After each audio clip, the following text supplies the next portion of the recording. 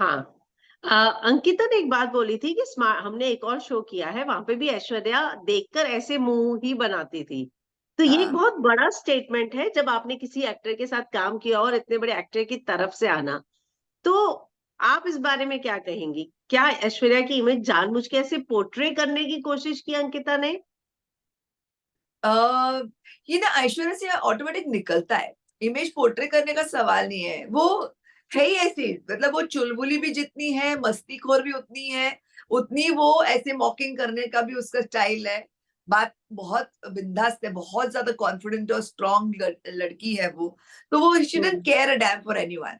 वो डरती नहीं है किसी से। जो उसके मन में होता है, वो उसके मुँह में होता है, फटाक से निकल जाता है। So I think what she is doing is it is her only. It is nothing कि वो ओके। ऐसा क्यों कर रही है, वो नेचुरल है उसका। वो she is like hmm. That only, like that. She is a very nice intelligent engineer, पढ़ी लिखी लड़की है वो।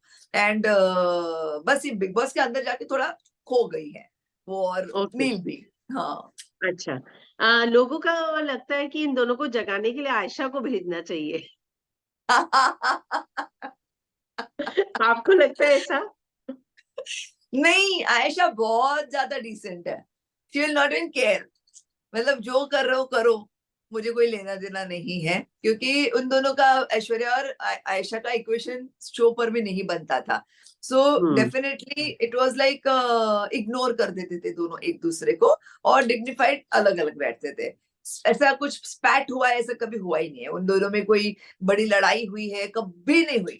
ना कभी लड़ाई हुई है, ना कभी उन्होंने एक दूसरे के पीछे बातें की है। It is just they kept themself separate from each other, because उनको नहीं ओके। जमा। हाँ, शुरू में 6 महीना, 1 साल, शादी पर भी सब एक दूसरे के आ रहे, जा रहे, सब हो रहा था। सब, बट 1 साल के बाद थोड़ा-सा सेपरेशन हो गया था माइंडसेट्स में। Hmm. So it's okay. But हाँ, वो पर जाएगी अंदर तो कुछ धमाका होगा, ऐसा मुझे डाउट है।